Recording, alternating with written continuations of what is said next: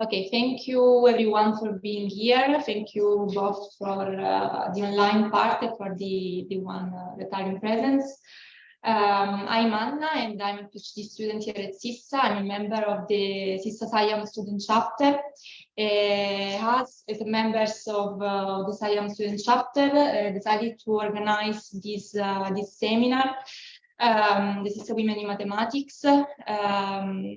The month of May is particularly important for women in mathematics because on the 12th of May, Mariam Mirzakhani was born, and she was the first woman to win the Fields Medal. So May is particularly important for this reason. And today with us we have three speakers. Professor Daniela Tonon from University of Padua. She is a former PhD student here at SISSA. Then we have Dr. Sara Faranelli, that is a postdoc in Paris now, and another postdoc here at SISSA, Dr. Meneghetti. All the three speakers of today are studied at SISSA, so we're PhD students here at SISSA. So it's a pleasure for us to have you here. So I think we can start with the first speaker, that is Professor Daniela Tonon. I can start sharing her presentation. So, okay.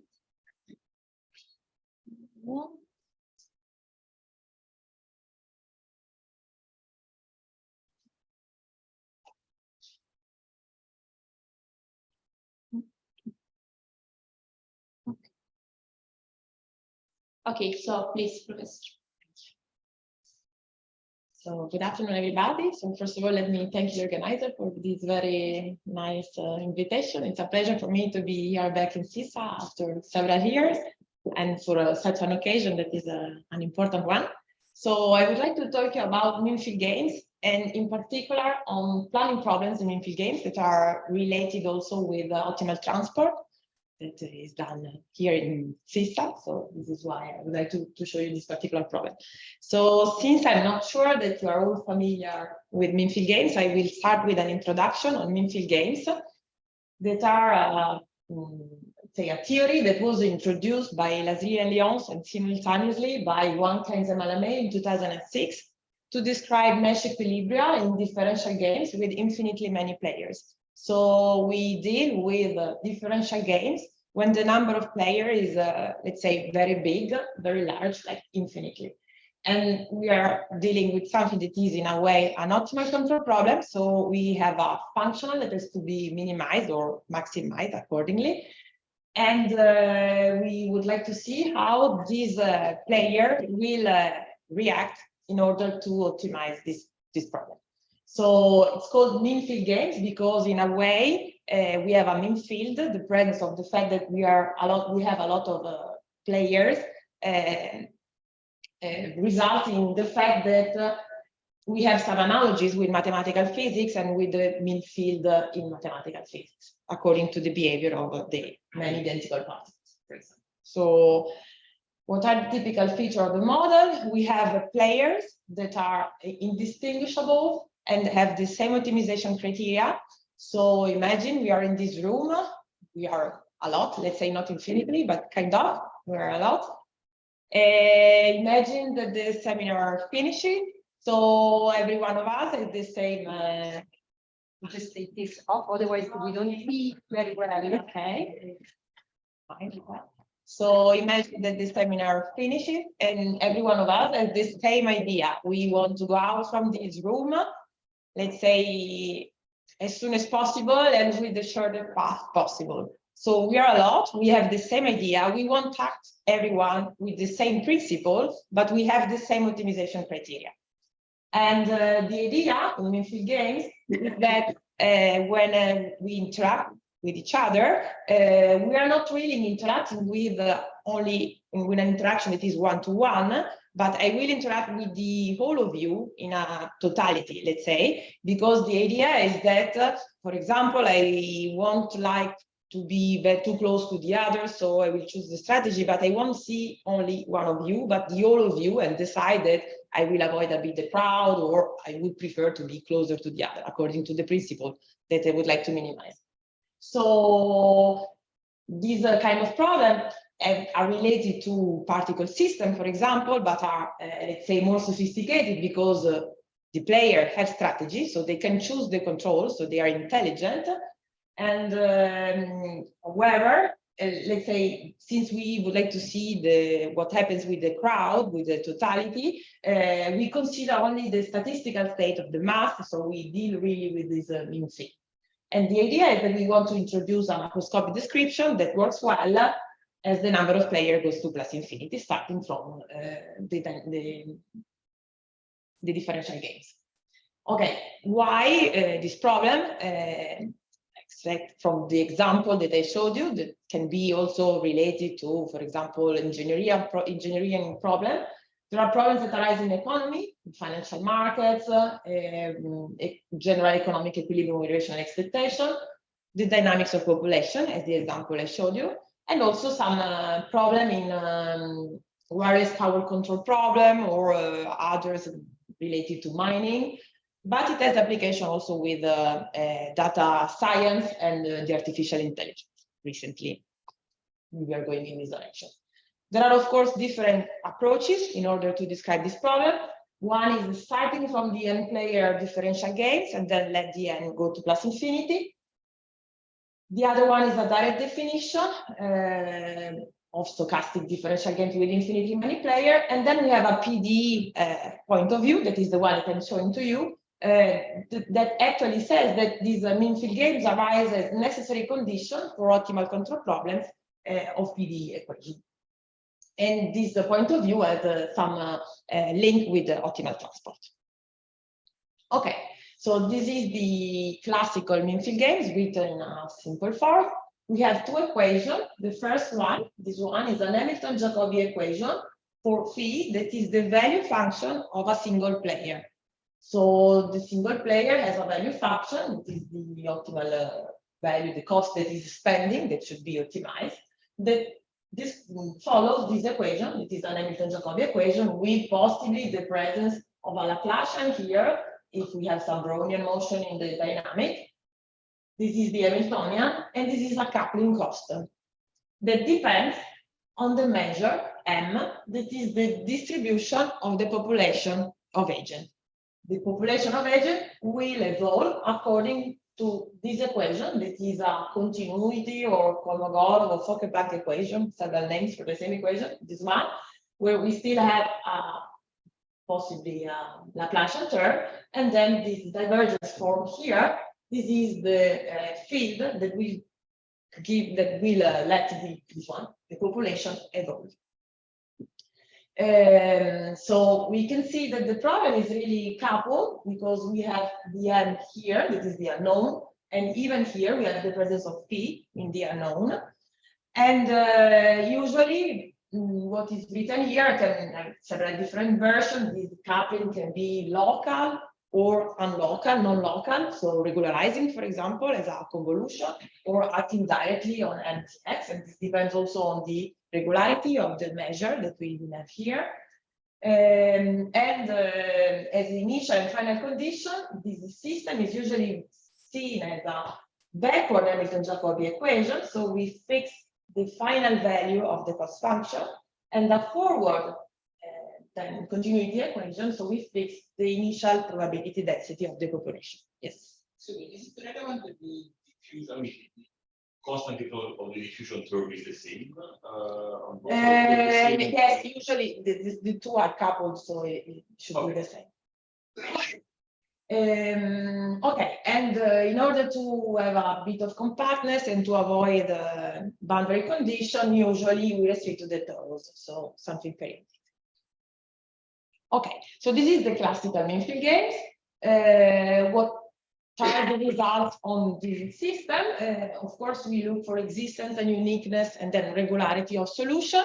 So there is a big part of the theory that tries to see under which condition, under which assumption we have or not solution. There are numerical approximation as well. Uniqueness results are obtained whenever there is some convexity, some monotonicity.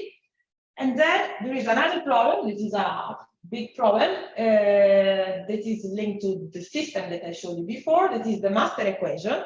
The master equation is an equation on the that is defined on the space of probability measure that actually describes the Nash equilibria and the limit. So the system that we have seen is actually the system of characteristics of this equation. The study of this equation is much more difficult, so it has been attacked only recently. I just wrote here the very first paper that dealt with this problem, but there are much more results now. But I won't enter into the details because it's not what I'm presenting to you today. But this is more or less where recent results on infill games are now. Okay, so let's stick with the problem that I showed you before. Even in the finding of existence and solution, existence and uniqueness of solution, there are two different techniques, PDE methods, and I will concentrate on PDE methods for the planning problem, or other techniques that come from the stochastic study of the problem, because as you can see, we have a dynamic interpretation of the problem that I showed you in a minute. So these are just some results. Of course, when everything is very regular, the classical way to prove the existence of solution, classical solution, is the use of a fixed point theorem. So you start with the Hamilton-Jacobi equation where you suppose that the measure is given, then you recover the solution of the value function, you take the value function, you put it in the Fokker-Planck equation, you recover the measure, and then you repeat in order to cope with the fixed. This is the classical way. And of course, it is easier to do the fixed point theorem when there is the presence of the Laplacian that is regularizing and gives the possibility of existence. Okay, so the problem I would like to show you today is the planning problem. So the same system. What it changes now is that instead of fixing the final value for the Hamilton-Jacobi equation, I will fix the initial and final value for the measure. So the idea is that now I have my population. I know where the population is at the beginning. I would like to move the population in another place. So imagine the example, we are here, and the idea is that if something happens, like a fire, we would like to be outside the room safe as possible in the shortest time as possible. So we have the two configurations, and we would like to see if there are solutions that help us to solve the problem. And of course, if you think about something engineering, then you can try to see in your domain, changing the domain in order to optimize the exit. So for example, how many doors, if I have to put a column or not, in order to let the people going outside quicker. So these are the kind of procedures. Okay, so this is the problem. Let me say that usually what is common is requiring that the Hamiltonian is convex with respect to this variable. And in the easiest way to think about the Hamiltonian is to think about the 1/2 this value to the power 2, so the quadratic Hamiltonian. And the coupling is usually taken monotone, meaning that we are dealing with a population that doesn't like to be too much crowded, because the cost increases as soon as this increases with the M inside. Okay. So the idea of this problem is that in a way, we have a central planner that would like to move the population from a configuration to another one, still allowing the agents to choose the strategy. And what was given before, so the final payoff, now become a degree of freedom that will allow us to reach the target. And of course, since this is not fixed, when we will deal with the uniqueness of the solution of this problem, the uniqueness of the value function will be given up to a constant because it's not fixed, the final value. Okay. So I've said that there is an optimal control problem, some dynamic behind this problem. This is the dynamic of a small player. So the small player will evolve according to this stochastic equation, which is a Brownian, if this value is positive. And then V is the control. So the velocity is the control that the agent has, and that tries to choose in the best way in order to minimize this cost. The initial value and the final value of the measure will be the law of the process that is evolving according to this equation at time 0 and at time t.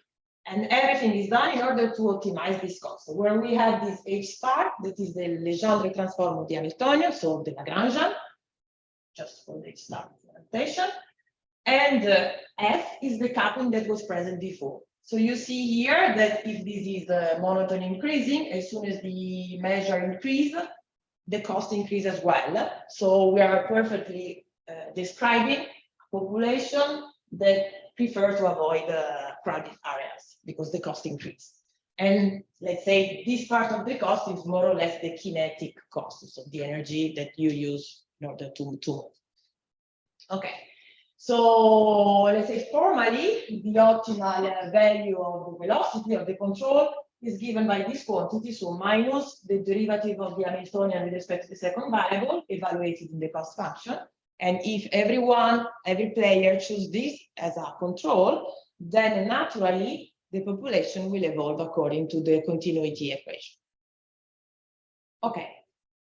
So there are several results linked to this problem that were starting via the, let's say, lessons in Collège de France by Lyons, related to the existence and uniqueness of smooth solution, especially in the case that are superlinear or quadratic. Let's say in the deterministic case, so when we don't have the Laplacian in dimension 1, there is a possibility to reduce the system that we have seen in a system that is uniformly elliptic via some change of variable. And actually using Bernstein method, you can have estimates that ensures the existence of classical solution.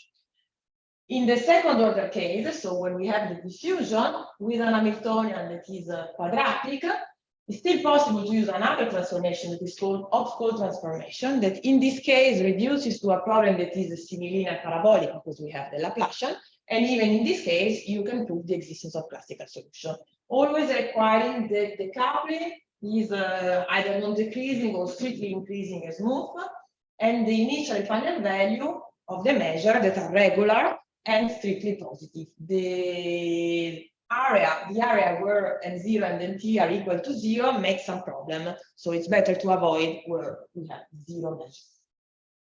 And Lyons also said that whenever the Hamiltonian is a sublinear, so not quadratic, not even linear, sublinear, and you choose an initial and final configuration that are different, there are no solutions, even if the time considered is very small. Then reducing the regularity of solution, there were some results by Porretta that was able to prove the existence of weak solution, so in the equation of Olds in the sense of distribution, using energy method and compact stability of the system. There is still an open question if then this solution can be proven more regular than what it was able to prove. In the case of a general strictly convex Hamiltonian, we have no precise asymptotic at infinity, and still the regular non-decreasing for F and smooth and strictly positive. And then we have also some numerics proved by Ashdu, Camilli, Capuzzo, Dolcetta that prove some regularity of the solution via numerics. Okay, so I will restrict the attention to the first order planning problem to give you some idea on some new results that were variational results in terms from optimal transport in order to prove the existence of solution of this problem. I restrict here to the quadratic case just to make easier the link with the optimal transport, but the Hamiltonian can behave as a power P, let's say, whatever, and a coupling that is strictly increasing. So this is the first order mean-field gains. Let's say I would like to go in the direction of reducing the regularity of the initial and final value, and I will arrive to something that is L1. We are still working on less than L1, initial and final value.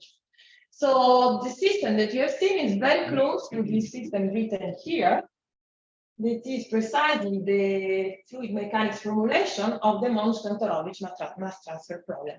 So in the optimal transport problem, you would like to move from an initial value measure to a final one, minimizing this cost, which is here. And you can write this system in a, let's say, evolutive way via these two equations. And Hamilton-Jacobi, that is precisely close to the one that we have seen, except to the effect from the fact that there is no coupling here, and then the continuity equation. So we can guess that some of the techniques that were introduced by Meneghetti and Renier in the paper where they wrote this system can be used also to solve the mean-field gain system via some adaptation. And precisely this is the case. So via optimal transport technique and other link with optimal transport, there are new results. So a paper by Olieri, Porretta, and Sara that use variational techniques close to the one that I'm showing to you in a minute. So less regularity for the initial and final value, weighted L1 function. They even work on the whole space RD, so without the torus hypothesis. Convex Hamiltonian with quadratic growth and increasing coupling with Fourier. Then there were some results by Gomez and his group that prove some estimates for the solution of the planning problem using some displacement convexity properties still coming from the optimal transport. Other results on the finite state space planning problem by Bertucci, Lasry and Lions. And then recently new results in the case in which we have a quadratic Hamiltonian, a coupling that is strictly increasing but with f0 equal to minus infinity, and positive initial value. This is a condition on the final, sorry, this is a phi, on the final value function. In the case in which we were going in the elliptic partial differential formulation. So the result that I told you, Lyons proved only in dimension 1 was generalized in a higher dimension, and then also generalized in the case of a planning problem by Porretta. And then, let's say, other results using an entropic cost in order to cope with the planning problem, and another result on one dimension. I will skip just to go a bit more in the details of what I would like to show you. So the results that I would like to tell you about is a result that I obtained in collaboration with Graber, Mezaros, and Silva, and precisely use some convex optimization method that were introduced by Benamou and Renier, and then generalized by Cardaliaguet, Carlet, and Nazaret for the optimal transport problem, and that were already used in the case of mean-field gains, but to study the classical mean-field gains, so first order and second order degenerate mean-field gains, that we applied to the planning problem. So what is the idea? I fixed the details of the assumption, so the coupling will behave as a power of q minus 1 with respect to m, with some restriction of this q, and we consider initial and final measure that are L1. So the idea is that I would like to show you that in order to solve this problem, we can use two optimal control problems that are in duality. So in order to construct the duality, I will need, let's say, the primitive of the little f. So I'm assuming that the problem is kind of potential, so I can write this equation. And this capital F will be as a power of q with respect to n. And then I will construct the differential conjugate, as usual, that will be in itself a power of q prime, where q prime is the conjugate of q. So what are the two optimal control problems? So the first one is the optimal control problem for the state variable that is controlled by, let's say, a distributed control alpha, that plays the role of the coupling here. The value function has to solve the Hamilton-Jacobi equation, and we have to choose this control alpha in order to minimize this criterion that is written here. This f star is the differential conjugate of the primitive of the little f, and here we have a term that is responsible from the initial final value and the initial value and the final value here. So the idea is that we want to minimize this function that is written here whenever phi is the solution of the Hamilton-Jacobi equation. I will require that it is possible, even if it's not, to find solutions that are C2 of this equation, and this will be necessary in order to prove the duality results. Then the second optimal control problem is an optimal control problem for the measure M. So we will control the state variable M through a vector field V in order to minimize this control, that is optimal, this cost that is written here, that is the kinetic part plus the coupling in this way. Whenever M solves this Fokker-Planck equation. Written like this, we don't have convexity, and in order to apply the duality theorem, we need convexity. So it's better to change a bit this problem, introducing a W that plays the role of M times V here.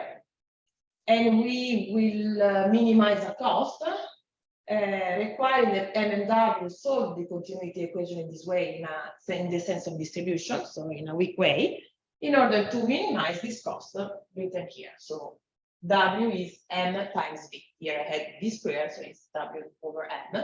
Of course, with the condition that as soon as M is equal to 0, the quantity that is written here is either plus infinity if W is different from 0, or 0 if W is equal to 0. So this function written like this now is convex with respect to M and W. And what it turns out is that using Fenchel-Rockefeller duality theorem, the two problems are in duality.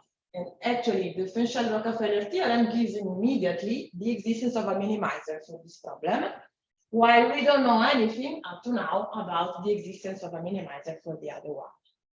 We can also have some regularity, meaning that we can recover some estimates for M and W, saying that M is nil Q and W is N2Q1 plus this number. Okay, so now the idea is that thanks to this duality, ideally, what we would like to see is say is that through these two minimum problems, we can recover the solution of the mean-field-gain system, because this is what we were aiming at. And how this M that is here will be the distribution of measure of evolving according to the Fokker-Planck equation. So I really need to find a phi that solves this problem, because it will be the value function that I'm looking for. So in order to find the phi of this problem, we need to relax a bit, because we won't have any solution with this C2. So the idea is that we will look for solutions that are only BV, introducing a control alpha in this way, and the Hamilton-Jacobi equation will be solved in the sense of distribution as an inequality. And reducing to this set, we have equivalence of the two infimum problems, and actually the new problem, the relaxed one, finding a minimum of this quantity when alpha and phi are solution of the Hamilton-Jacobi equation in a weak sense, has at least one solution. So we can recover the minimizer in this way. So now we are able to give the definition of solution of mean-field gains, of the mean-field gain system that we used before, will be a couple cost function that is BV and a measure that is in Q, that will have some regularity, let's say, that will solve the Hamilton-Jacobi equation in the sense of distribution as an inequality, the continuity equation with the initial and final condition in this way in the sense of distribution, and then we will have this condition that comes from the fact that the two problems are equivalent. It's precisely the one system equal to the other. Okay, and then the result says that we can find a weak solution to the mean-field gain system. How? Taking the minimizer that we obtain here and the minimizer obtained here, the phi and the M will be the solution of the mean-field gain system with some uniqueness, in the sense that M will be unique almost everywhere. And if we have two solutions, phi and phi prime, let's say, they will be equal up to a constant in the set where M is positive, because of the fact that I'm not fixing the final value. And of course, not of course, but in this case, we also have the vice versa. So if we have a weak solution here then to the mean-field gain system, in a way we can recover also the minimizers of the optimal control problem. So the idea is that in order to find the solution of the mean-field gain system, it is possible to move to two different problems, optimal control problem, that a priori are linked to the mean-field gain system, but not necessarily the closest things that we would like to think about. But via these two optimal control problems, we can recover the solution. Via some variational techniques, of course, we will need convexity and monotonicity of the problem. Okay, so there are several open problems. So what I'm trying to do now is to reduce the, let's say, regularity of the M0 and T that were supposed to be L1 in the example that I showed you before. But we would like to see what happens when they are just general measure. And the idea is that there is a paper on optimal transport by Jimenez that actually adapt the optimal transport case to the case of initial and final measure that are just measure. So the techniques contained in our paper could be of help in order to see how to cope with general probability measures. And then generalize to second order degenerate case, trying to deal also with the classical mean-field games that up to now has been attacked only for let's say initial and final data that are L1 or even more regular, so not for the general case measures. And then trying to see what happens for the mean-field type control problems, that it is a different problem than mean-field games, but in a way related, and the techniques can apply even. And I thank you for your attention.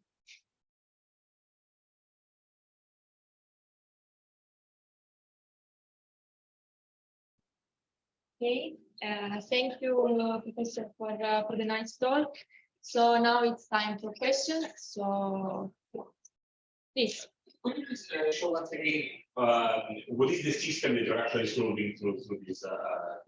The mean-field game system. Yeah, the 100% something. Yeah. Because basically, so what? No.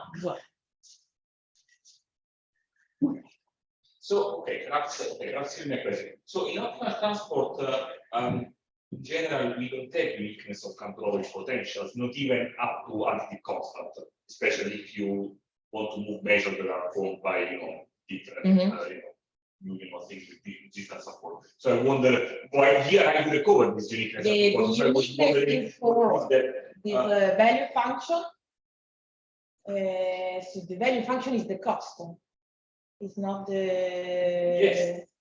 Yeah. Still you don't have you can still play a little bit with the. I mean, basically it's the gradient that the control potential that is uniquely defined, right? No. Okay. If you have connected support, that knowing the gradient is sufficient to know the function up to a constant, but you might have Let's say that in this case the convexity and the monotonicity, the convexity of the Hamiltonian and the monotonicity of the coupling precisely gives the uniqueness.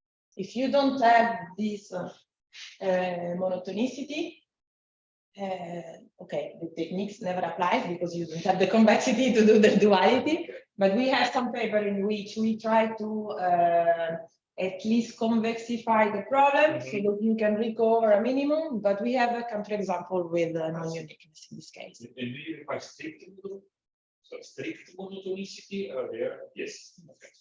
Yes. Okay, other questions here in presence? No. And okay, from the online part, are there any questions, curiosities?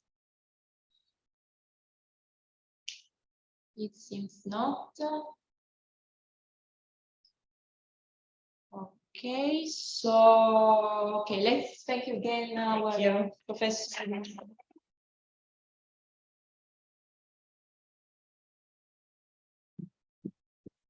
And okay, now it's time for our speaker Laura Meneghetti.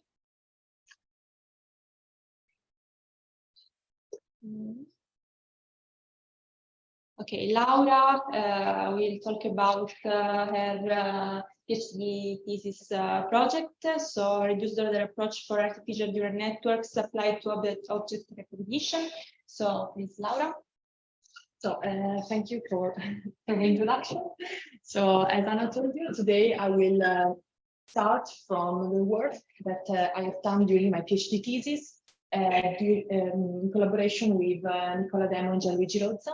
And then I will try to introduce you some new tools and improvements that we have done during the master thesis of Stefano Zanna. So first of all, we will start with the motivations that have led us to the development of this kind of approach. So my PhD was in collaboration with Electronics Professional, so a company that deals with professional appliances. And so the goal was to develop deep learning models in order to be placed inside the professional appliances. And in particular, they were interested in two different problems. The problem of image recognition, so having a picture, I want to classify the objects that are present inside it, and then object detection, that is like a generalization of the first problem, because you don't want only to classify the objects inside the pictures, but you also want to localize them inside it. So starting from this, we have, we have decided to develop this reduced approach because after we have developed these deep learning models and we were able to solve these problems in servers and computers, we faced the problem of dimensionality when we tried to apply and to move these models to embedded systems, and so to the professional appliance. Because usually in your computer, you have high computational power. While when you are and you have to work with an embedded system, usually you find limited hardware, low CPU, then you have also memory constraints. And for this reason, this direct application is not so easy in most cases. So for this reason, we have developed a dimensionality reduction approach for, in general, artificial neural networks, where we have decided to use more mathematical tools with respect to the techniques that already exist for this kind of approaches. So at the end, what we want and we aim, and we will see during the talk, if we are able not to do this, is to be able to move this kind of reduced version of our network to an embedded system in order to have the same performances of the original model, but obviously having faster models and also reducing the memory storage, that was one of our problems. So we will start with a problem of image recognition, that is a simple one. So here you have a schema of the networks that solve these kind of problems. I don't want to go in details and to provide you all the details for these architectures, but it's important to understand how these models are made in order to understand then how we have developed this approach. Basically, this kind of neural networks are used to solve this problem because they are composed of two parts. The first part is characterized by these plots and squares that are responsible for capturing and detecting the different features of the object, where the features of the objects are exactly what you think they are. So the shape, the color, the lines, and so on. And then after you have done this first step, what you're doing, you are collecting all these features, and they will be input for the last part of this classification part, the part in which all these features are used to provide them the final classification vector. But it's only a vector where that is telling you the probability that an object belongs to a class with respect to another. So starting from this, we can see our reduced approach. You can see here the same scheme of the convolution neural network that we have seen before. And then, starting from this, we have constructed our reduced approach. So basically what you're doing, you are taking a full model, you are deciding to cut the network at a certain layer, you are retaining only all the layers that are before this cutoff index that you have decided. And so you have defined this, you have this first part is called pre-model. Then after this, what you're doing, you are applying here the reduction in order to have a reduced, like a reduced version of this first part. And then you need to go back to your final classification vector, and you will do this through an input-output mapping. But now I will try to give you and provide you some more mathematical details. Before going on, I want to mention also that this idea came from this article of Huang et al. And also that if you are interested and you want to see more about this approach, here there are two of our references about this approach. One is connected to my PhD thesis, and the other one with the work with Stephanie. So basically, as I was telling you, the first step of our procedure coincides with splitting the network into parts.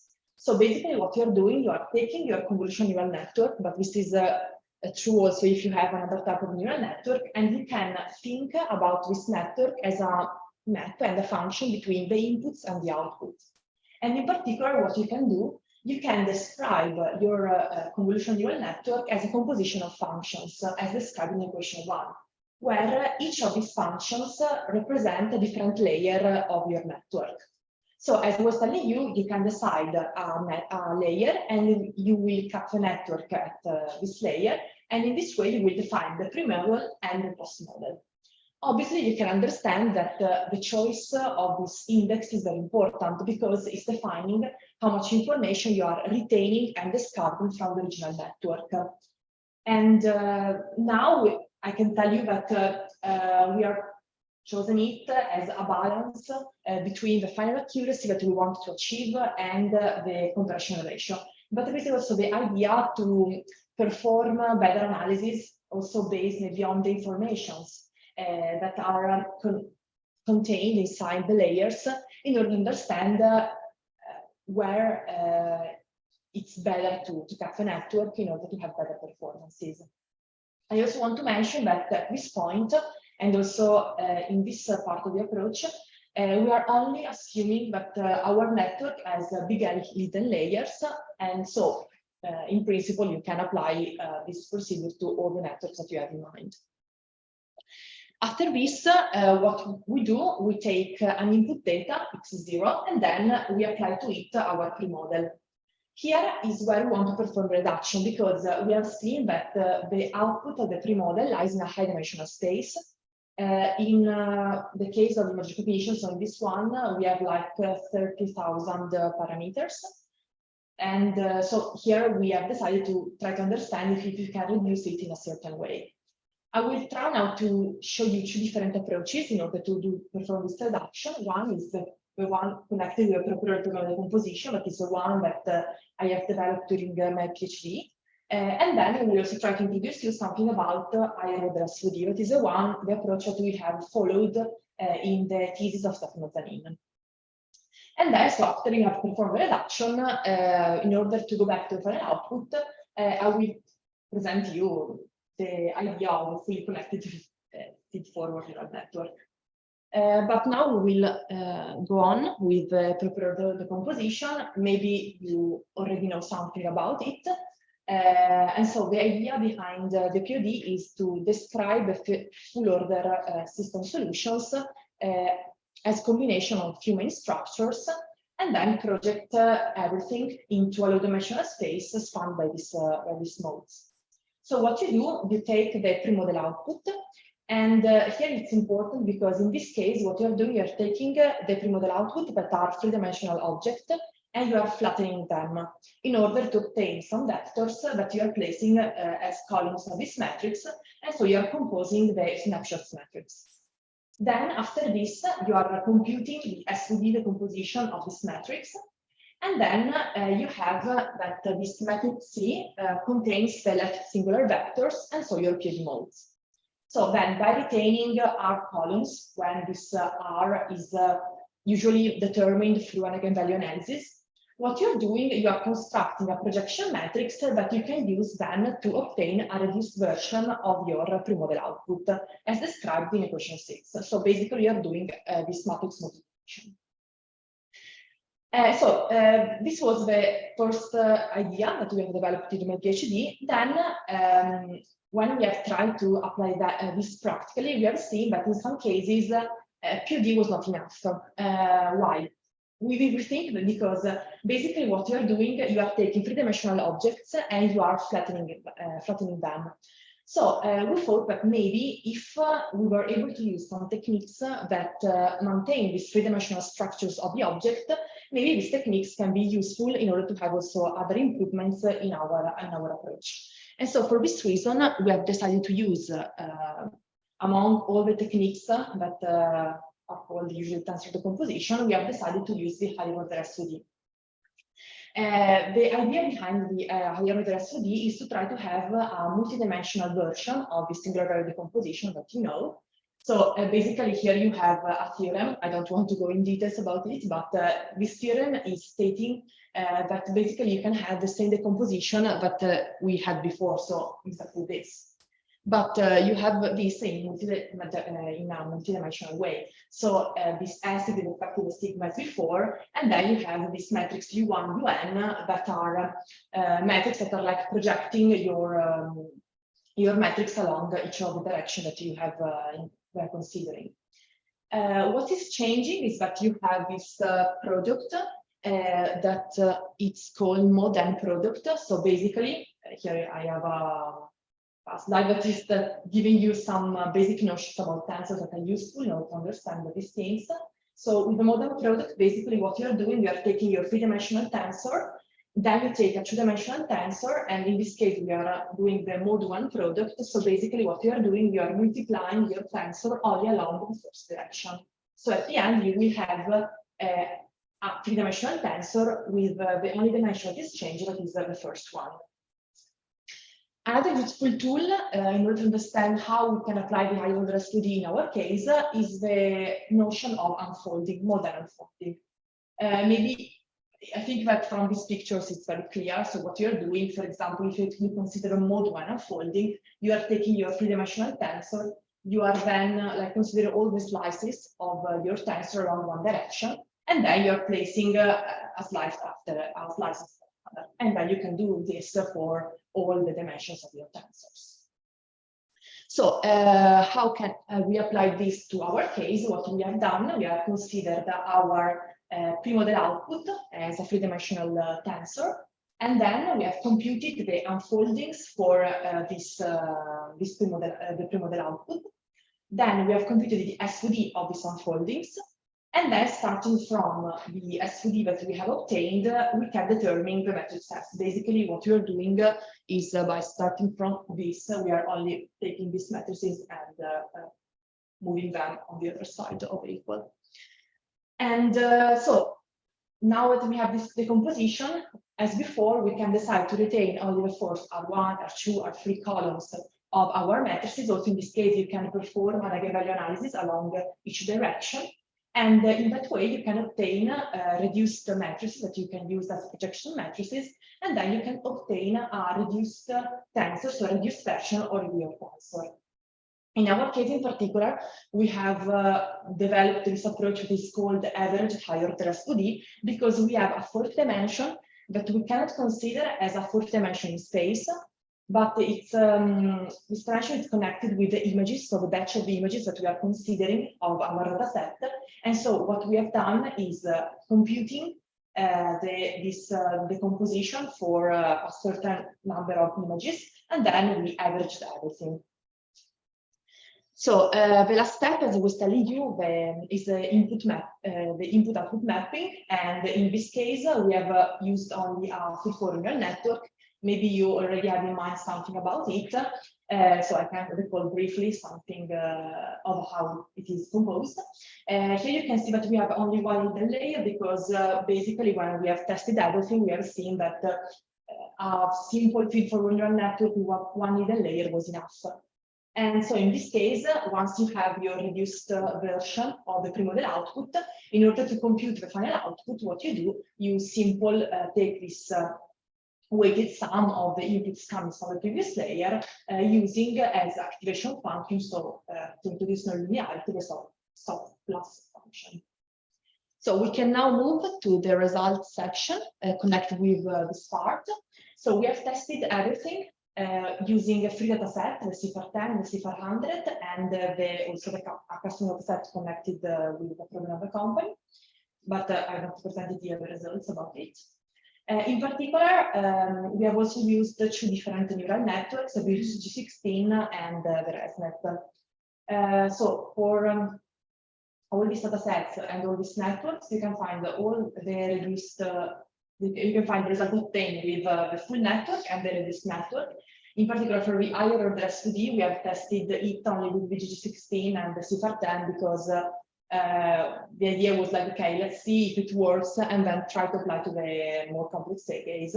And then in the future, we'll also try to do all the tests that are missing. So basically from these tables, what you can see is that the results are consistent using different data sets and also different neural networks.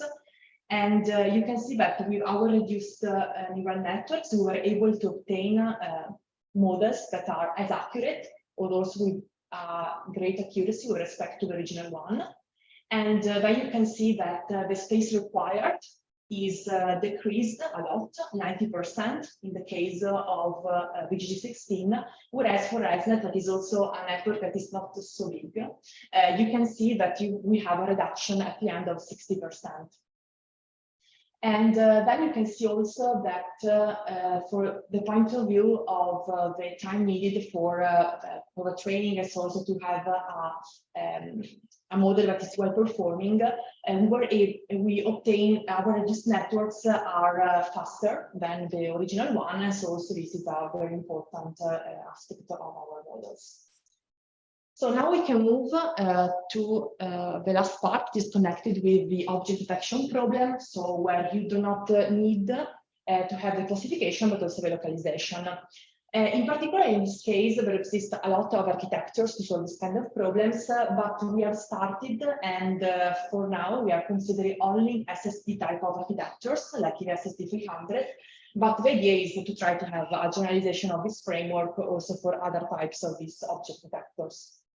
So basically, the structure of this type of neural network is composed of 3 parts. The first part is called base net, and is a convolutional neural network like the one that we have seen up to now.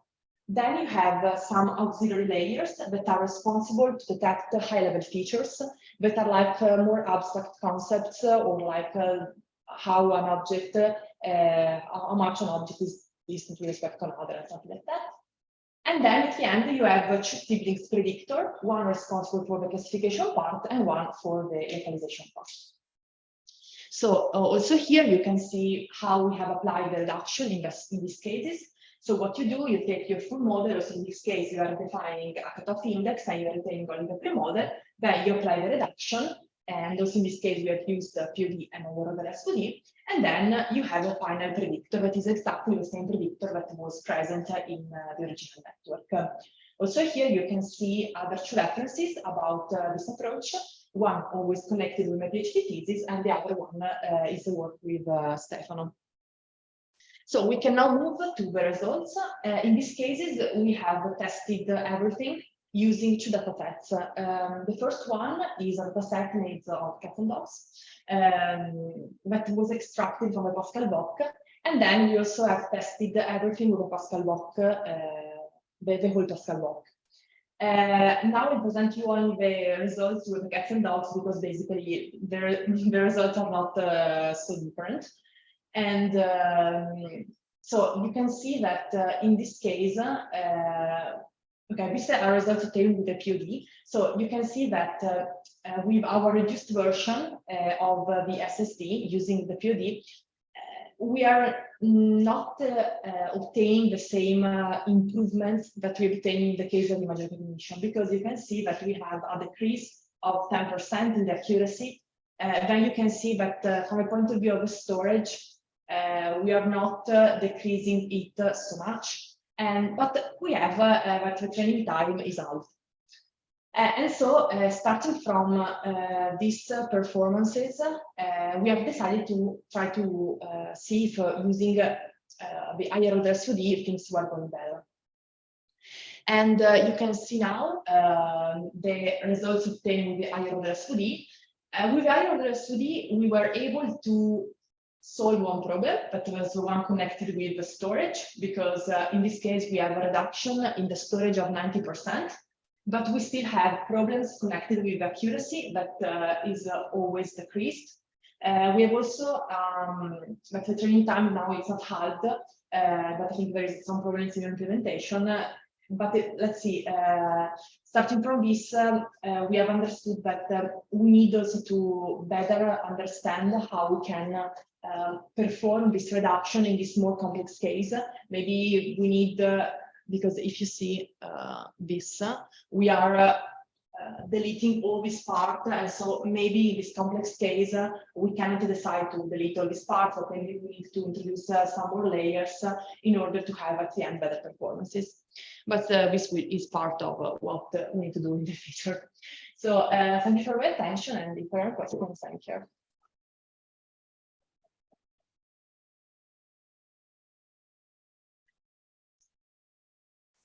Okay, thank you, Laura. Questions from the present people? No questions.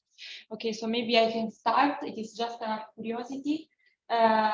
So what is the dimension of the hidden layers in terms of number of hidden layers, number of neurons in each hidden layer? Okay, so we had one hidden layers with 50, with 20 neurons in one case, and 30 in another, but they are very, very small. This okay, so the input dimension is 50. Okay. Okay, 50. And the output?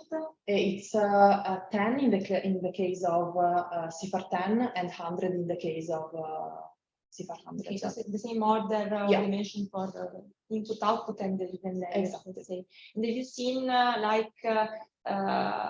large differences in the training, varying the dimension of the hidden layers? No. Time, but also accuracy. No, we have, for this reason, we have decided to use networks that are not so big, like 50 neurons in input, then 20, and then at the end 10, because we have seen that if we used more layers or more neurons, the accuracy was not changing. So we are making like a trade-off between the number of layers and also the space required in order to have networks that were not requiring so much space. Okay, thank you. So from people online, are there any other questions?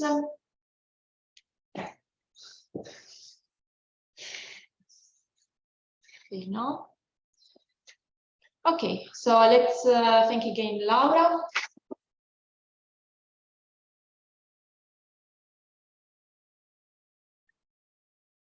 Okay, so now it's time for the third speaker, so Sara, that is online. Hi, Sara. I think you're muted. Okay, I'm sorry. You can share your screen. I think you are able to share your screen. Okay.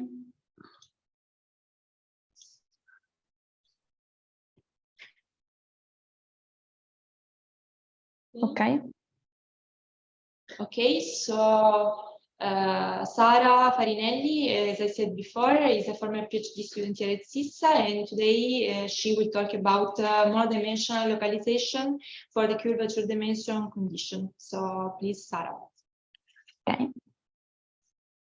So first of all, thank you for inviting me in this nice occasion. As you said, I will talk about one-dimensional localization for the curvature dimension condition.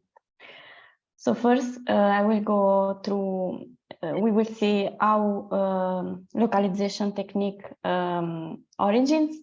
Then we will see what is the localization for the curvature dimension condition CDKN. And finally, we will address the question, what about the localization of the CDK infinity condition? Okay, so the localization technique origins in convex geometry. In particular, the purpose for which it was introduced was to prove integral. I'm sorry to interrupt you. Can you just split to the full screen? What?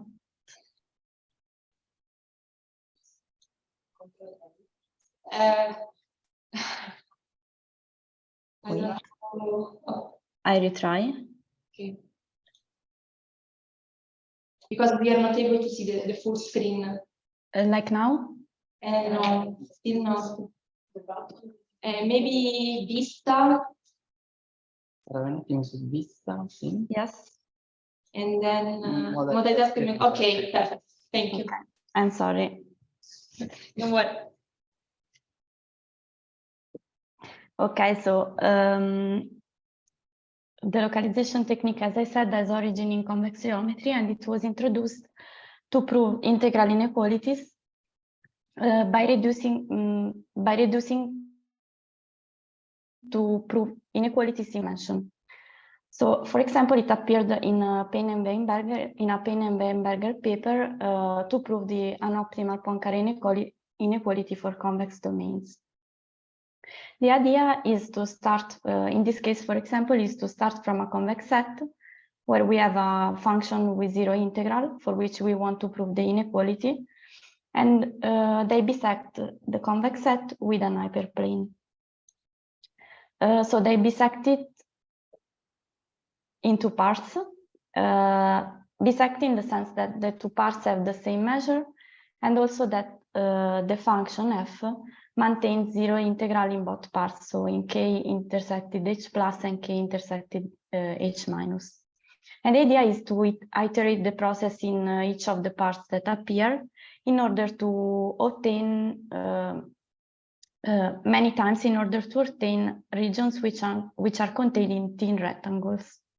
What do I mean with thin rectangles? I mean rectangles for which only one dimension, let's say, count. So all the dimensions are smaller than epsilon, apart from one that can be big. So in this case, one can prove the inequality in each of these rectangles, which are, let's say, almost like a line. So almost like a one-dimensional thing. Okay. So this procedure, of course, cannot be reproduced in the case of Riemannian manifold. So the procedure of cutting by hyperplanes, with hyperplanes. And in particular, Clartag wanted to find a procedure which allowed to reduce to one dimension, let's say, which allows to reduce the proof of some inequalities to one dimension, which is valid also in Riemannian manifold. And in particular, introduced what he calls the needle decomposition. Its needle decomposition, the idea behind the needle decomposition is to use as partition a geodesic foliation, so directly a one-dimensional foliation, which comes from the field of L1 optimal transport. We will go through later. In Clartag's analysis, the geometry of the Riemannian manifold will play a role, in particular, a lower bound on the Ricci curvature and an upper bound on the dimension. And actually, his technique is valid for a wider class of manifolds, which include, which is the class of weighted Riemannian manifold. So we can take a manifold, a Riemannian manifold MG. We can take the volume measure weighted with a positive weight. And then in this case, it can be defined a notion of weighted n-weighted Ricci tensor, for which, with which one can define a notion of having Ricci curvature bounded from below by k and dimension bounded from above by n.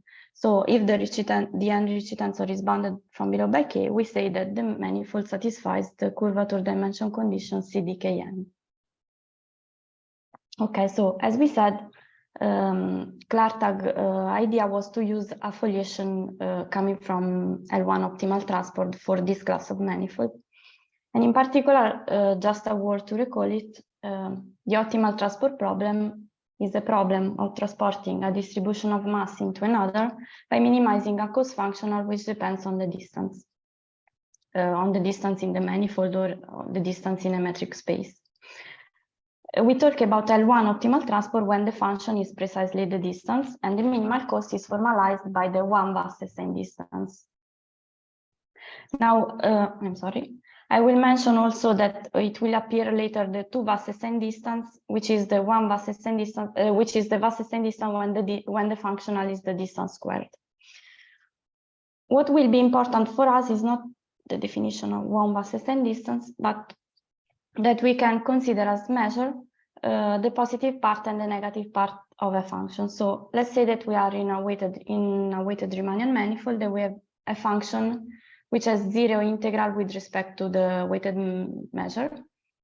Then we can take the positive part and the negative part of the function, and we can compute the 1 Wassestein distance between them. The crucial point is in Clark-Tagg's analysis is to consider the dual formulation of the L1 optimal transport problem between F plus and F minus, and to observe that this gives to focus on the Kantorovich potential, let's say. So the dual formulation gives a Kantorovich potential, which is a 1 Lipschitz function, for which the 1 Wassestein distance is equal to the integral of f times u. Okay. Now, the foliation considered by Clark-Tagg comes directly from this Kantorovich potential u. In particular, u gives let's say that we are in the weighted Riemannian manifold, and we have the Kantorovich potential for the problem between F plus and F minus. Then U defines a notion of transport ray. A transport ray in M is a maximal set for which any couple of points which are in the set satisfy the equality absolute value of U of x minus U of y is equal to dxy. So transport rays, it turns out that transport rays are geodesics that can intersect in the case of a weighted Riemannian manifold only at their endpoints. So we have a family of geodesics which can intersect only at their initial and final points. And in particular, from this it comes that the fact of belonging to one transport ray defines an equivalence relation in the interior of transport rays, so where they do not intersect. And the equivalence classes are a partition of the space M into these joint geodesics.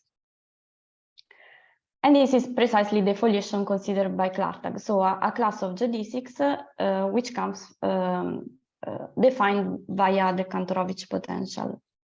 And the nice fact is that as in the case of convex geometry, the partition into of the convex set was done in a way that the function f maintains 0 integral in both the parts. Here we have that if we start from the measure in the manifold and we condition it with respect to this partition, so the function maintains 0 integral with respect to the conditional measure. Okay, in this slide I have been a bit imprecise with definition, but the idea is I wanted just to give the idea that we have a partition of the space into geodesics, and on each geodesics we have the function with 0 integral. Now, Clark-Tagg localization theorem links this with the geometry of the manifold.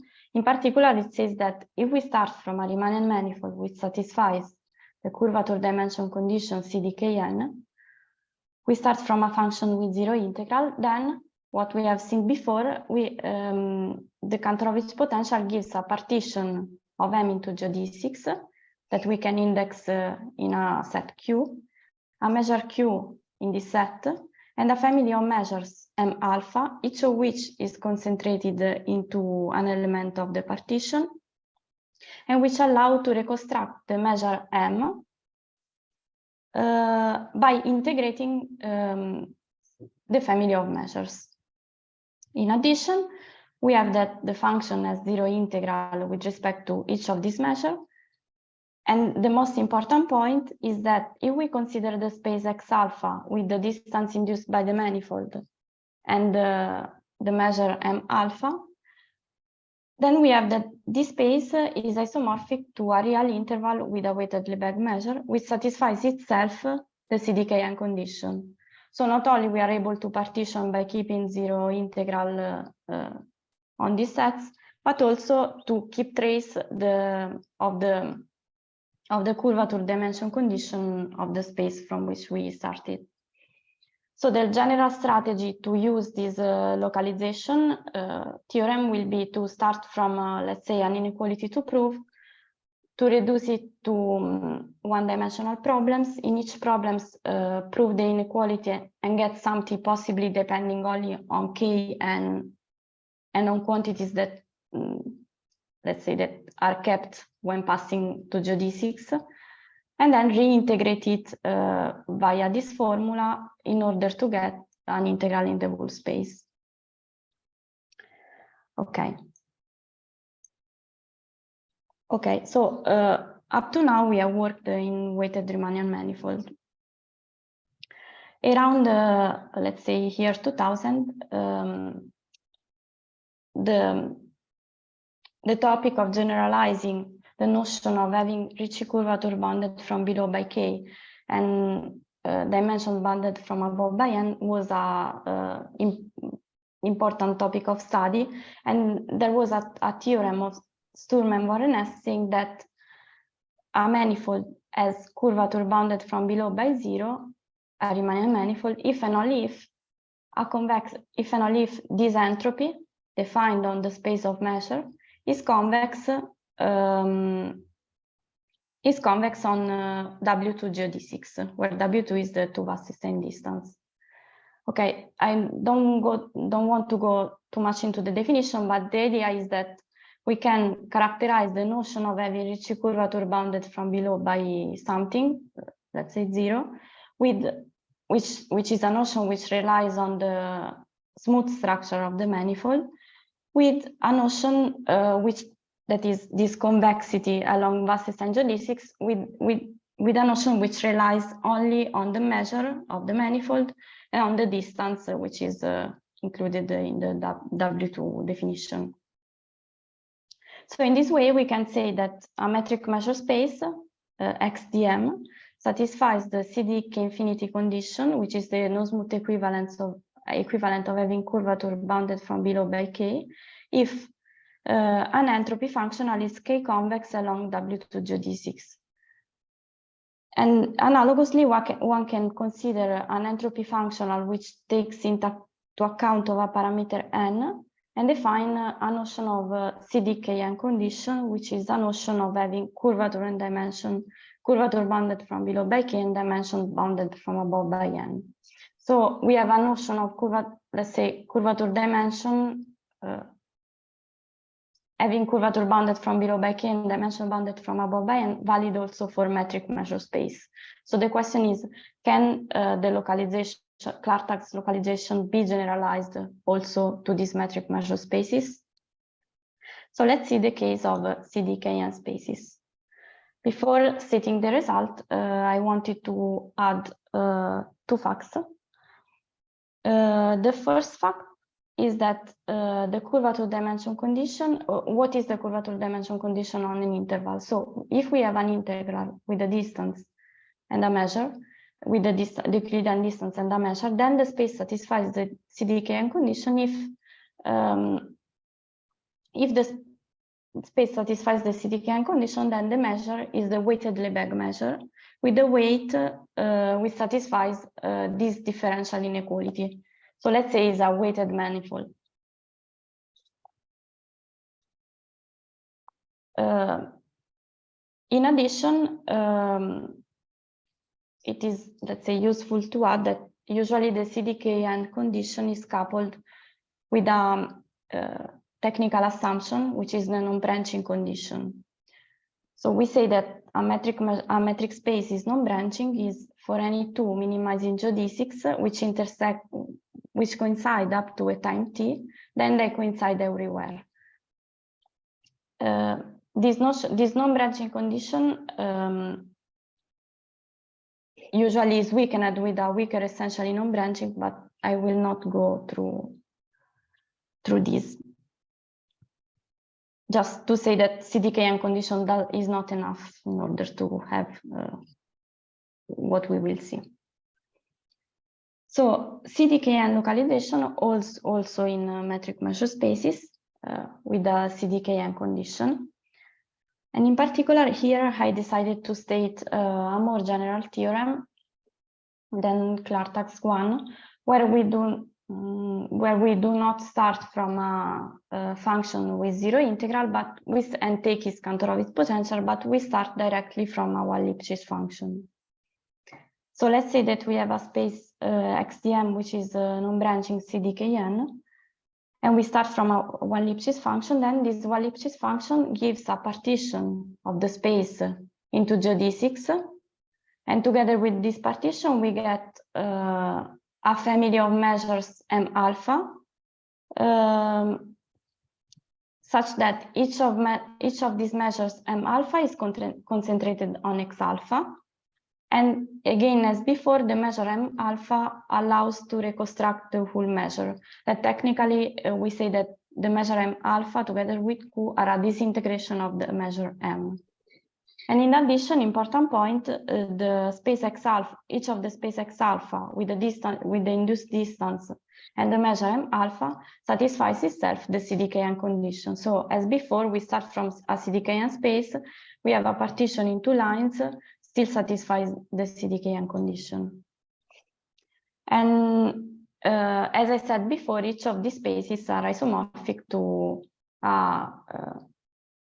okay, I've not said before, but each of these spaces is isomorphic to an interval with the distance and the weighted Lebesgue measure, with the weight satisfying the inequality that I showed. Now, what are the difficulties in proving this problem? Starting from Clartax's work relied heavily on Riemannian tools, which are not available in the setting, in the CDKN setting. So let's say a strategy, so the strategy is different. And also I wanted to add that here I wrote non-branching, but in general the theorem has been proved.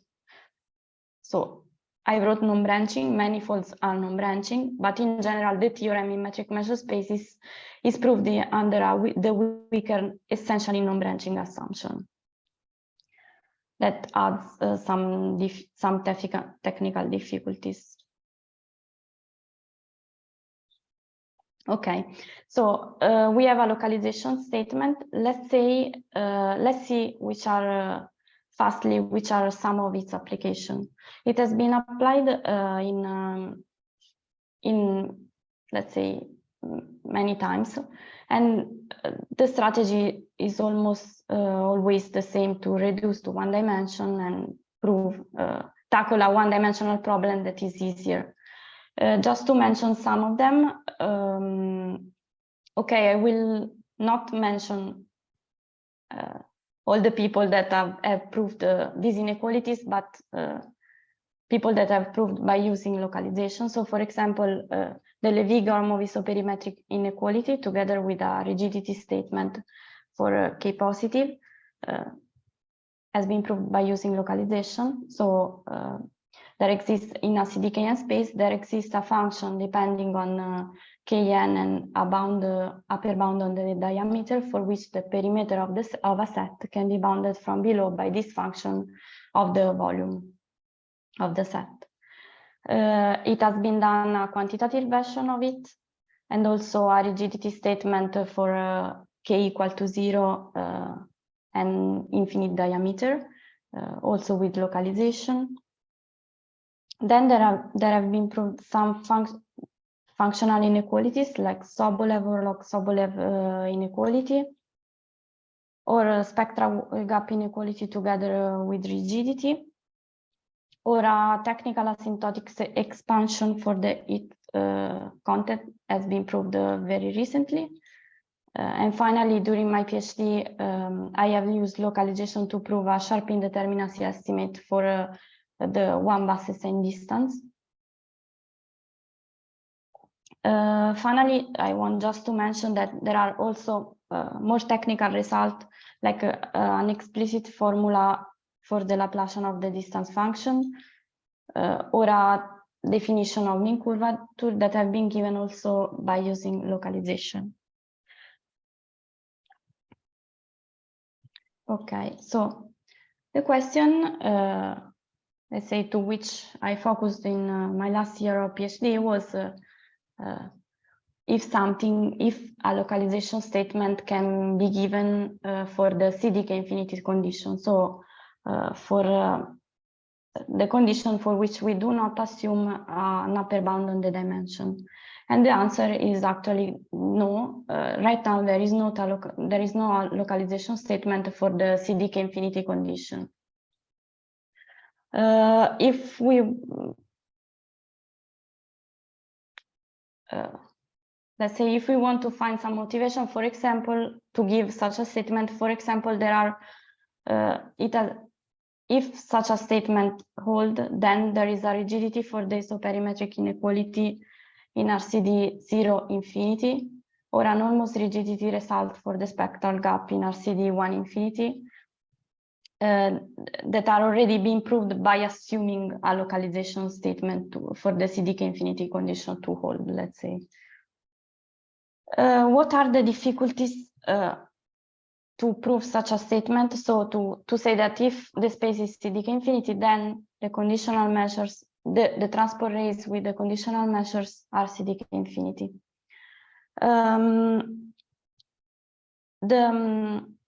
The main difficulties are improving that the partition and the disintegration are enough regular. Well, with enough regular, I mean that the intersection of transport rays has 0 measure. So if we are in a non-branching case, that the initial points and final points have 0 measure. And also to prove that the conditional measure on the transport rays are absolutely continuous with respect to H1, the one observed measure of the geodesic. So if one has this regularity of the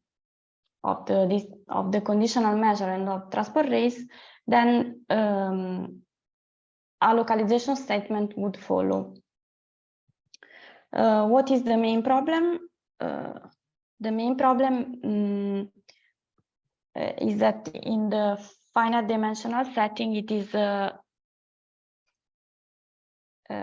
is easier to combine an L1 optimal transport information. So it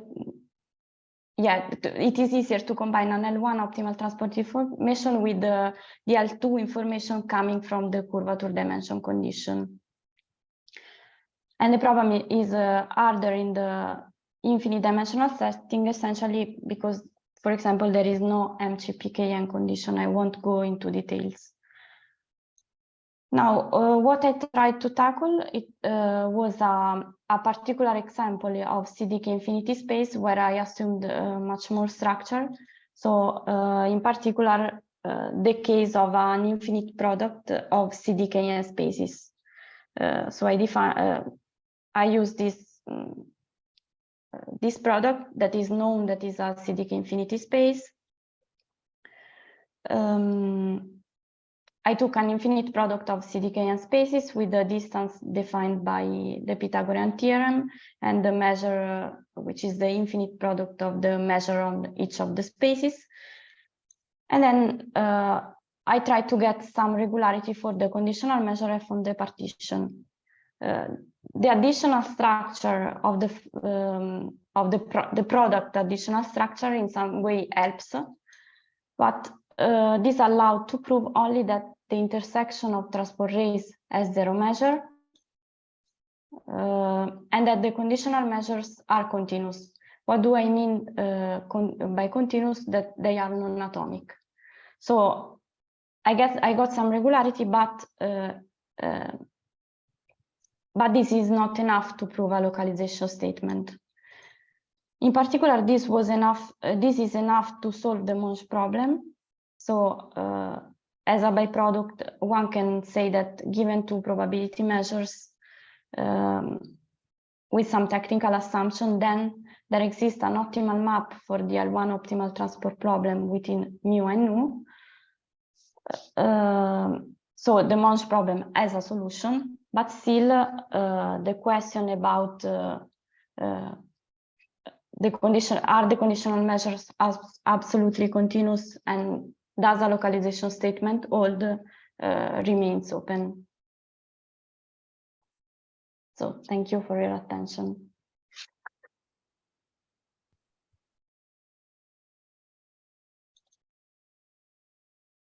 Okay, thank you, Sara, for the talk. Are there any questions from the presence part?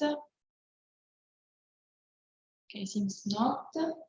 Anyone from the online people has questions or curiosities? No, so Sara, you were very clear. Thank you again, Sara.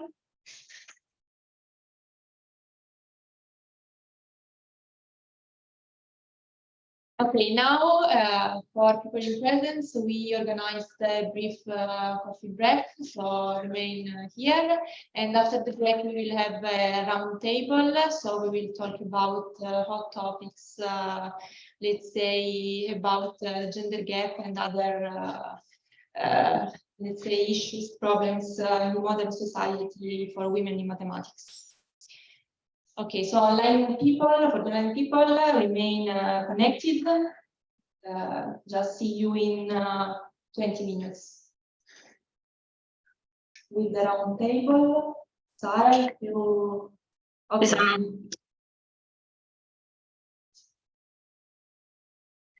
Okay, so it is a very informal round table. So I want to start from a question. My question is, how did you feel? So, or what was your feeling when you finished your PhD and also after about the gender gap in your university and also in the other universities? Okay, so maybe we start from the online part. So, Sara. Okay, so just to be sure, what was the feeling about gender gap after I finished the PhD? After or during in your academic career, let's say. Okay, so let's say that in my academic career, I started to feel a difference, let's say, in the number of, in the percentage of girls and boys in my master. So when I started to focus on more theoretical courses, it started to become less and less and less girls, and then only one girl. During the PhD, well, I think we know because everyone is in SISSA. And after, I don't know, what I feel is that, okay, there are, the percentage of women is very low, but what I feel, at least talking with people where I am now in France, is that there is, something is moving towards helping women to be more present, let's say. So my feeling is my feeling is that there is more and more attention, and that something is moving. Okay, so Professor Tonon, if you want to yeah, okay. With respect to the number, we all know the problem starts probably during the master, and then like down up to the higher position. I don't know if you know something about the SISSA in gender gap. So especially in mathematics, you can really see the SISSA when you start at the beginning of the university. At least I can talk about Padua, what happens in Padua. More or less, the number of students is half and half women and half men. And I think this is due to the fact that at least there are a lot of women studying mathematics in order to teach. And teaching is usually more reserved for women than for men, especially lower degree teaching. Then it's true that at the master's, and when you look at the number of people that end the graduation, let's say, there is already a difference. For the PhD, okay, I was lucky. When I started the PhD here in SISSA, we were half and half. And so it's afraid that things are not getting better, but even worse. This is the feeling I have now. Then, of course, during the postdoc and even with permanent position, things get even worse.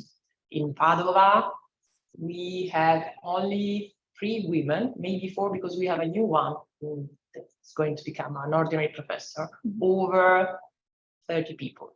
So it's very, very low.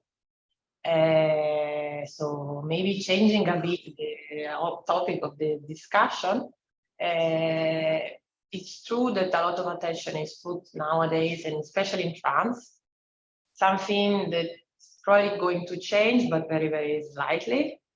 I fear that we have to start since the beginning, very young,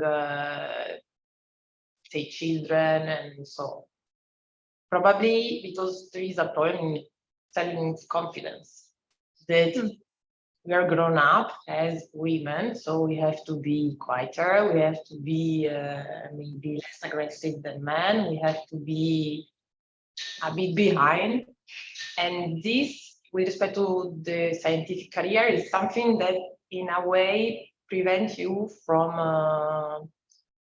accept the difficulties that you can have during your career in research, because we never feel comfortable. There is this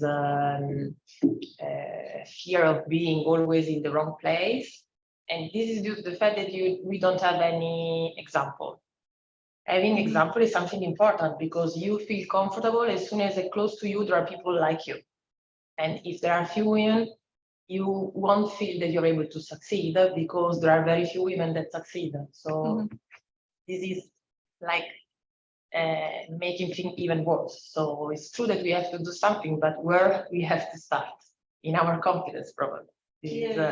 Yeah, maybe this is because there is the global thinking, let's say, or the prejudice that for the academic career is for men and not for women. So women have to teach, for example, in high school, and so as you already said,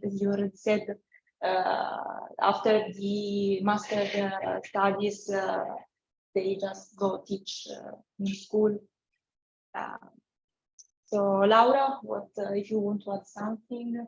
Yeah, I agree with what you have said, and I also think it's important to provide the idea that you can do a scientific career even if you're a woman, because I took part to a lot of events that were organized for students here in SISSA, and a lot of times they think that researchers are only men. And so also with this kind of events, they also try to give them the idea that there are also a lot of women that are successful and do this kind of career, and to also give the idea to students, women students, that if they want to continue in a career and not teach in scientific things, they can do it. And I think this is a very important idea to give, because sometimes maybe we are also scared about doing something if we see only men doing this kind of thing. So this is also a more practical thing. Sometimes maybe you do not approach something, maybe also a sport, if you see that there are only men. But I think that is very wrong, because women can do whatever they want, and that does not have to be the problem that, okay, there are only men, so I cannot wait because it is like fault for men. Yeah, also in SISSA, for example, if I see, from a personal point of view, if I see only a male presence, so male professors, how can I hope as a PhD student to become a professor? So, yeah. You have already approached my second question. That was at what age, so at what stage of the education of students, can we start to somehow motivate them and talk with them about the gender gap, so about this problem, and to motivate them for their future. So we probably have to start from the very beginning, like the elementary school, but with the idea that everyone can do mathematics and everyone can have this passion for mathematics.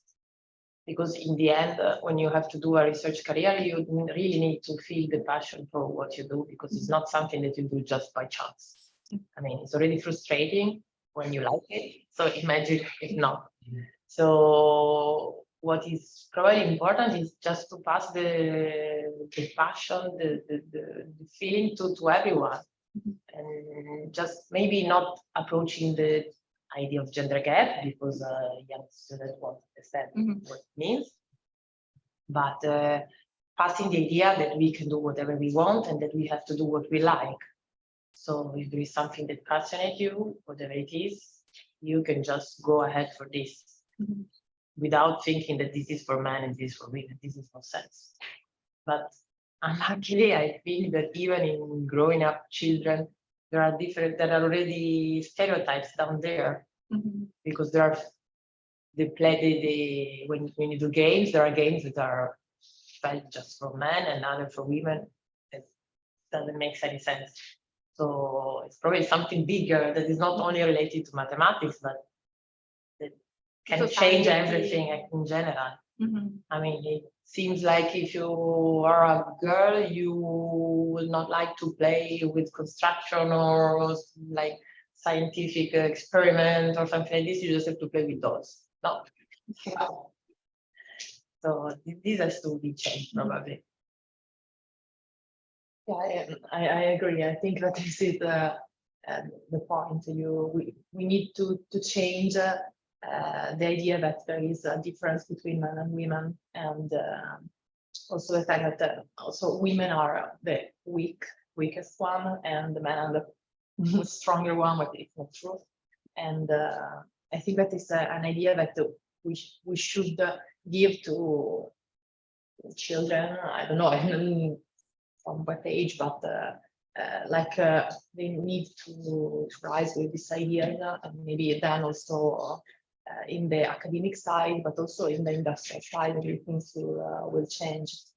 Also because I think that things are like the same here, but also if you want to go for a career in a more industrial way, so like making research in a company, it's like the same.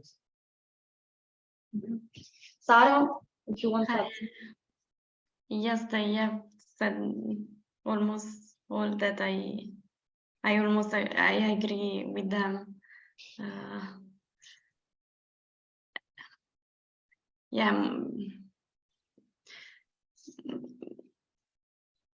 Well, I would say that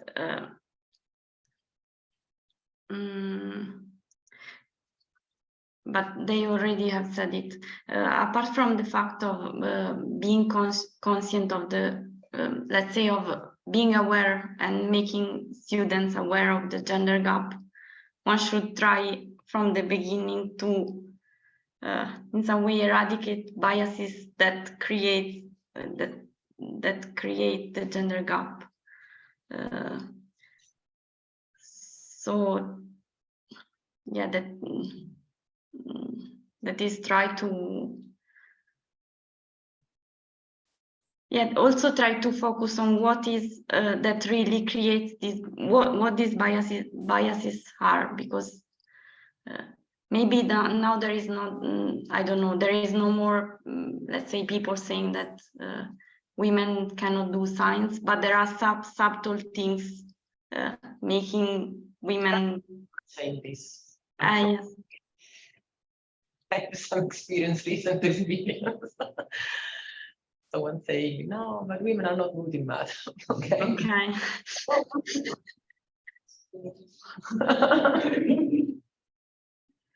Okay, from the people in presence, if you want to make a question or something, please, Ivan. Thank you very much. Actually, part of the question was already answered, and I'm grateful to you for raising the question of the societal aspect where like you need to follow some general roles from within from childhood, but also I would like to hear like this is what wonders me a lot, that this discrepancy between the number of undergraduate students, which is half, and if you take the statistics of SISSA, you have 25% of female PhD students and like 10% of female professors, and only 2 in math. And I mean, the question is like, based on your experience, do you feel like, did you feel some pressure in the like, do your undergraduate studies of not continuing academic career, like from professors which are mostly made by male? I mean, I felt the pressure since the beginning of the PhD, even if we were half-half. The fact of not having some female professor in front of me was kind of saying to me, okay, maybe this is not for you.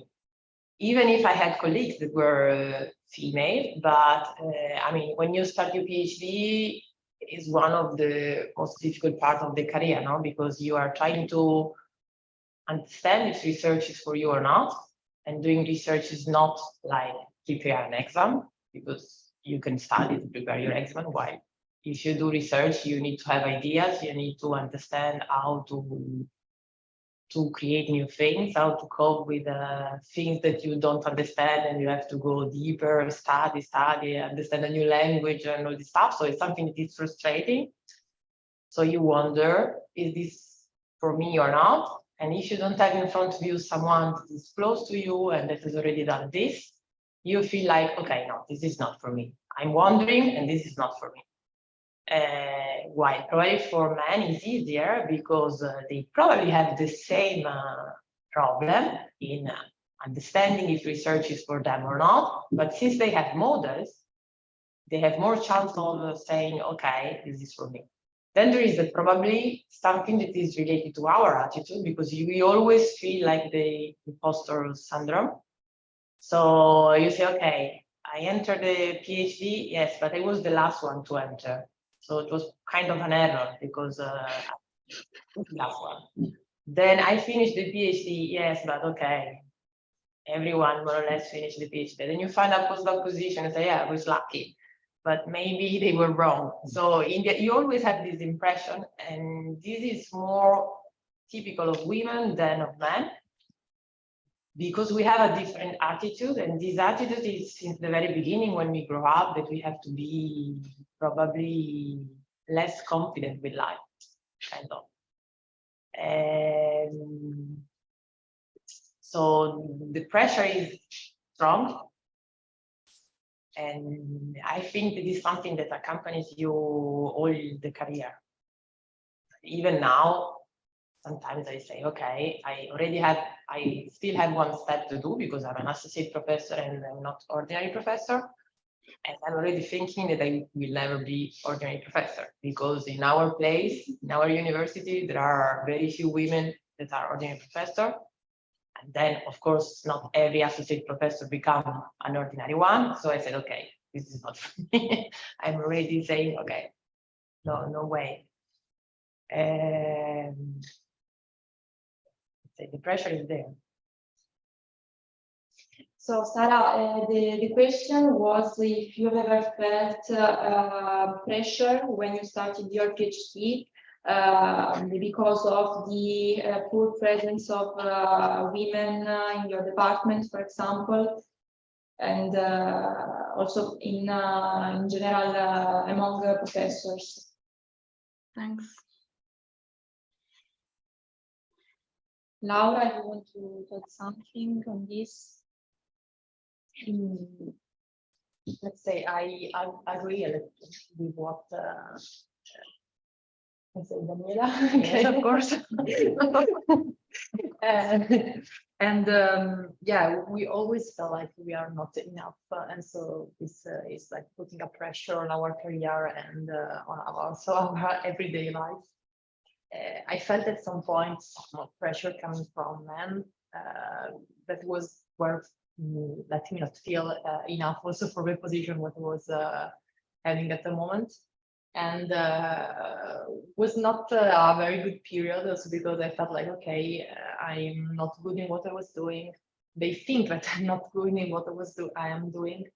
And so I think that was the worst moment when I felt that there was this high pressure on me. But on the other side, it was not so big, this kind of pressure. And yeah, also I can say that here in SISSA, more or less, we have or I can say in our group, okay, we have like a good atmosphere also from this point of view of this gender gap. Also, our supervisor, John Luigi Rozza, is also very kind and very try to pay a lot of attention in this kind of things. So I think that we are also lucky from this point of view. This is not always the case, but yeah, sometimes that. Okay, Sara, if you want to add something more.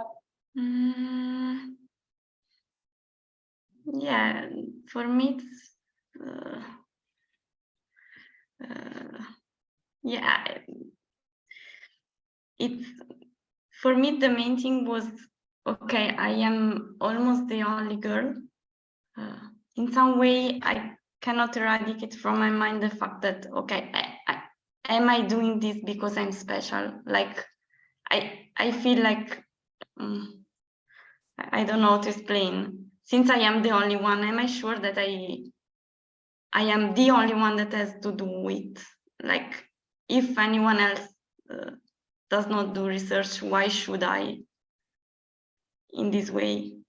So I felt anytime recalling, yeah, anytime I had to answer, like, you can do this, you don't have to do this only if you are special, but then the fact that you are the only or 1 over 2 girl recalled to me always this fact.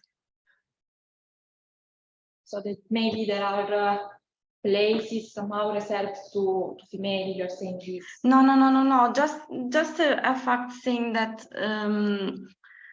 like, if anyone, let's say, if anyone else, if any other girl studying maths with me or analysis with me had chosen to do something else, why should I do this?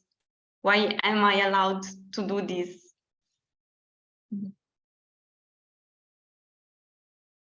Okay, are there any other questions? Ivan?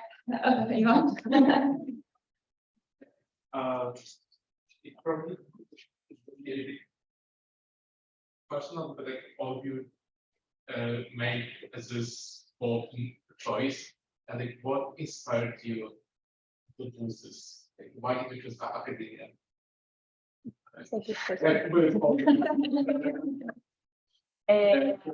Let's say when I started the degree in mathematics, I chose mathematics because it was the easiest thing for me during the high school. So I spent a lot of time studying other stuff while the exercises were so quick and so nice. I was happy to do them. It was the first thing I was doing, and then I had to work a lot for the rest. So I said, okay, let's do mathematics. And to be honest, at the beginning, I thought I would have been a professor in high school. This was my idea. So starting the degree, and then at the end, doing something nice, like teaching mathematics to students. And then at the end of the degree, I thought that the thing I studied were so nice, so beautiful, that it would have been a pity to abandon them just to teach in high school. So I said, okay, let's try. I wasn't aware of what doing research was at all. I mean, when I studied the university, I didn't even knew that there was a PhD. What was a PhD? But I was always fascinated by all the things that all the announcements in the wall of PhD programs or conferences or whatever that you find in the department. I was always saying, oh, very nice this place for a conference or like this university. And actually universities are a very nice place. I mean, traveling a lot and seeing all different places is really something, because it's something that allows you to always stay young in a way and to exchange a lot with other people. So I studied the PhD. It was not easy. At the end of the PhD, I said, okay, let's try for postdoc. But I was ready to come back and say, okay, let's teach in high school. It's okay. I tried. This is not for me. And then things went on. And actually, I'm happy to be a professor at university. I'm happy because the career in the end was not so difficult, even if I have to admit, I sent like hundreds of postdoc positions in order to find one. So be prepared, not so easy. Finding a permanent position can be tough. But in the end, if you are really motivated, I mean, it's the passion that leads you. So doing research is something that is frustrating, because in order to find a good theorem, you need to pass hours to understand. But when you arrive at the result, this is very nice. So it's also rewarding. And then when you become a professor, you have a lot of other things to do. Teaching also, it is something that is complementary and that allow you to low down the pressure in a way. So I'm happy in the end to be here. So, but passion that motivates in a way. So Sara, I don't know if you heard the question. The question is, okay, the question was, what inspired you in continuing your academic career? So if you want to answer, then Laura, and then maybe also I can say something.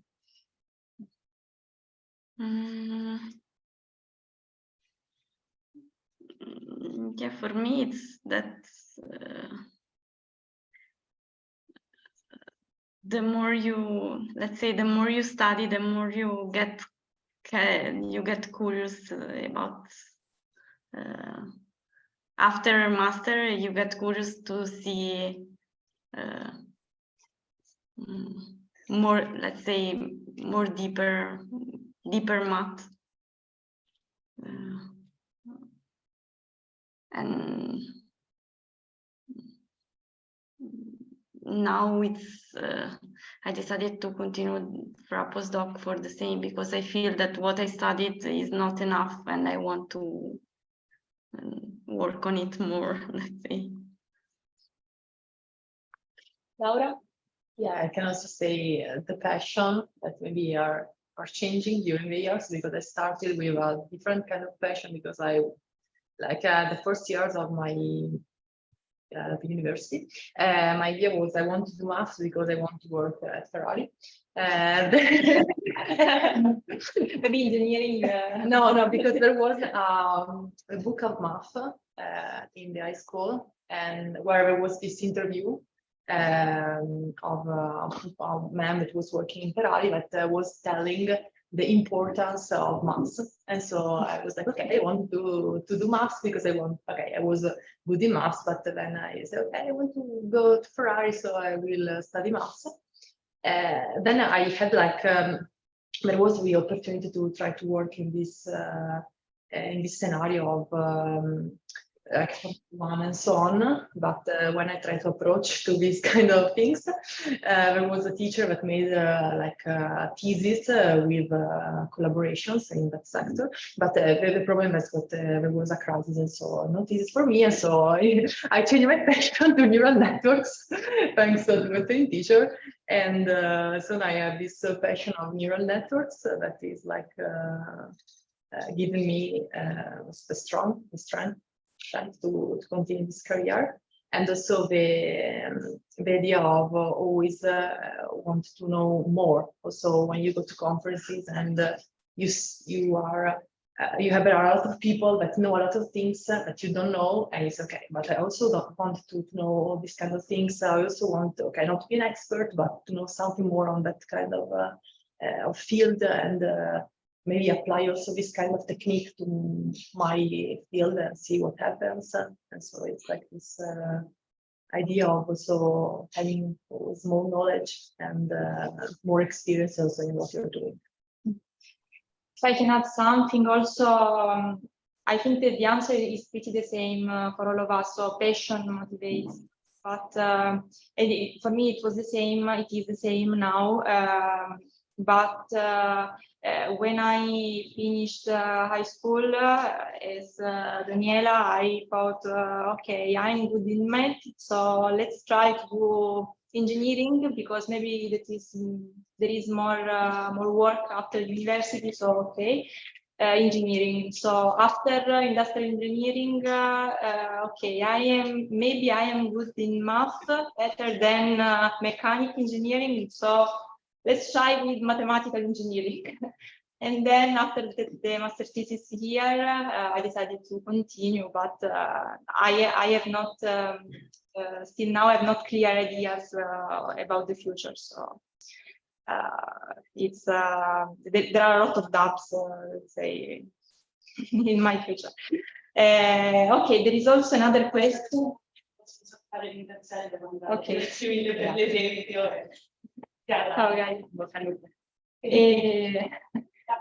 There is also another question from the online part. Mod asked, do you think the situation in Italy is worse with respect to other places? And if so, do you think that there are strategies, policies that we can borrow from elsewhere? Let's say, I was in France before, and more or less this is the same. What is different is that in France they are acting a lot in order to show more women inside the committees, inside so for the recruitment and also for the PhD thesis committee. They impose that the number of women is more or less the same as the number of men, so that there is more visibility.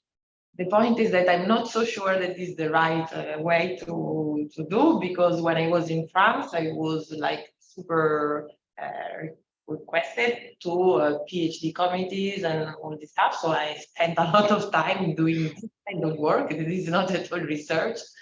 And so I'm not sure that this is the point. And even now that I'm in Italy, they still call me to participate in the committee for the PhD. And even there, sometimes it happens that you are there with like a super professor that are the boss and me. Like, okay, but maybe 20 years of difference, and you say, well, it's not my place here. I'm here just because I'm a woman. So I'm not sure that this positive reaction is really the right way to cope with this.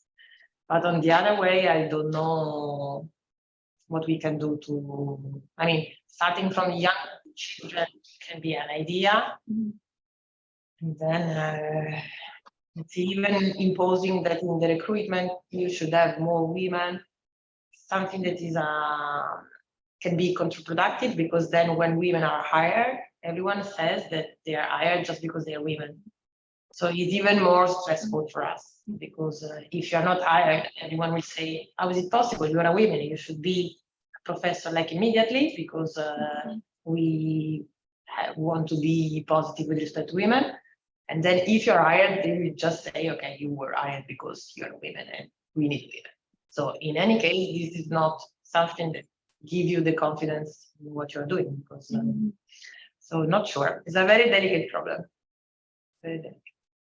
Okay, I have not direct experience in universities abroad, but I heard that maybe, for example, in the Netherlands or in other countries in the North Europe, there are more possibilities for women. I don't know if it is in practice true, but I heard this. I don't know, Laura or also Sara, Sara, you are in Paris, so maybe you can. Yeah, what I only probably know much less than Professor Tonon, but what I was saying before that I see that something is moving was because I heard there that this fact that in committee and they try to put, I didn't know that is a rule, but I heard that they try to put more women, let's say, and here, I don't know why I said here, but in Italy, I haven't felt this. I don't know, but I don't. In the committee for the recruitment, but it's slightly different. So starting from the fact that in a recruitment committee in Italy, you just need 3 professors, an internal one and then 2 external. So let's say that in the proposition of the 6 professors that can be selected for the commission, there should be women, but if you're not selected, this is not a problem. While in France, in a hiring committee, you have like from 6 to 12 person inside, and if you need the half, you really need a lot of women. Then a lot of work to participate in all this committee. I always try to say yes, because I realize that actually it's important our presence. So I'm not saying that this is not the right way to do. It's for sure very important for the candidates, because of course there are very few women that apply because this problem, but our presence there prevent from bias, let's say, reasoning that happen during the committee, even in our presence. So if we're not there, it's even worse. So at least we can control something. So I was always, let's say, happy to say yes, because I knew that was very important for the candidates. But it's true that in France, for example, this hiring committee happened in May. I was like passing the whole May in committees, so without doing any research at all. So in this way, while comparing to other, I mean, I started, I had this position of Maître de Conférence in 2013, and the year later, 1 year after my position, I already participated to 2 committees. While I had colleagues, male colleagues that were even older than me, that never ever participate into a committee because there was no need for them. And so it's something that it's not so good in a way. But I'm sure that this is very helpful for the candidates, for example. So I was saying, okay, let's do it because it's important for them. So maybe it is not the right way to enforce somehow a female presence in committees like in general in universities, but maybe now it is the only way we have to create, let's say, a presence, a precedent, I don't know how to say in English, precedent, such that we have more women that inspire the other generations of students. Are there any other questions? In presence, not. Online, I think no. You might have a quick question.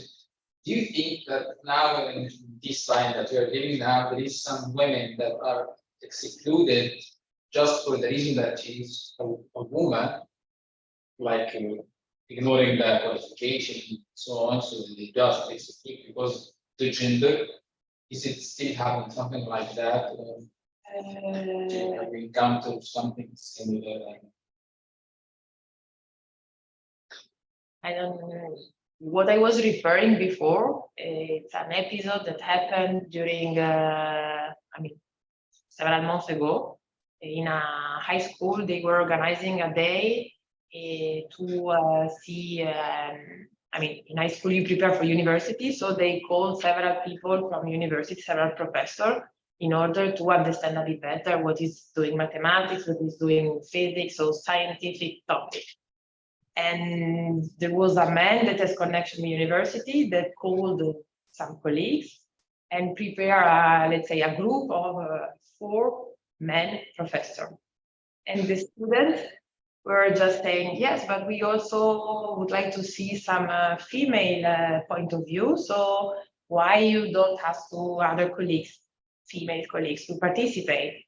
Also to give more hope for the female student. And this man replied, there are not women that are enough prepared as men. So this was the answer. Of course, some of the professors that were there were not of the same opinion. So in the end, they asked some women to come, and the things were much larger and so on. But this was the answer. So there are still people that think that science are not for women. Yeah. Then this does not. I mean, I'm not saying that everyone is like this, but in a way there is a prejudice that has to be erased a lot. I mean. Yes, because I mean, such people exist. I think it's also part of the solution is try to change the mentality of these people. I don't know the systems, the recruiting system in university or whatever. They should also understand how, let's say, men or the people who work for them think, because it's not a healthy way. What was hopeful is the fact that the student says, no, we want women as well. So at least the new generation is different, luckily. But I think that we will need a lot of time to change. Laura, if you want to add something? Yeah, I have no experience about something that was not chosen because it was female, but maybe, okay, I don't know, but maybe it can happen a selection if there are this idea that are on our mind that women are not as good as men. Maybe it can happen that if someone has to choose one new people to enter in a company or in for academic position, I think that it can happen. I am not sure that it has happened. But, with this idea, I will not be surprised if someone tells me, okay, it has happened. Stephen? Yeah, but here's also the problem of how the recruitment is carried on, because it's only based on excellence, which is not the only factor that should be taken into account, because not every person has the same possibility to achieve. I don't know, like people who come from poor countries, they don't have as good education as here, but it doesn't mean that they would have less potential to excel in academic career. So it's also very I would say wrong. Okay, inconsistent in the way how they choose people only mostly based on the how they on the some very quantitative points like rates or whatever. That is also very important in this context. Yeah, but the point is that, for example, in Italy, all the recruitment are like this. Yeah. What matters are just publication. Yeah. Then evaluated in a way that is kind of I mean, not so reasonable from time to time, but this is the point. So it's very difficult to change the system in this. I can also confuse this like as a man, but like also like this point of being excellent, of being what you're doing, the pressure of publishing a lot of papers just to get a position is quite pressuring even for us. But I mean, I can imagine how for us it can be.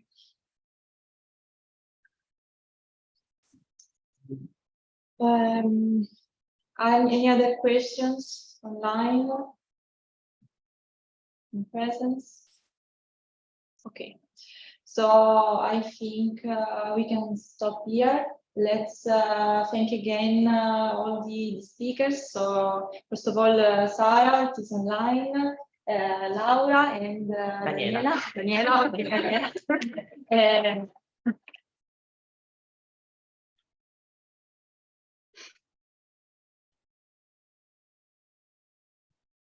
Okay, thank you for the organization. Yes. Thanks also for I'll be thankful, sorry. Thanks to all the people who follow the seminars.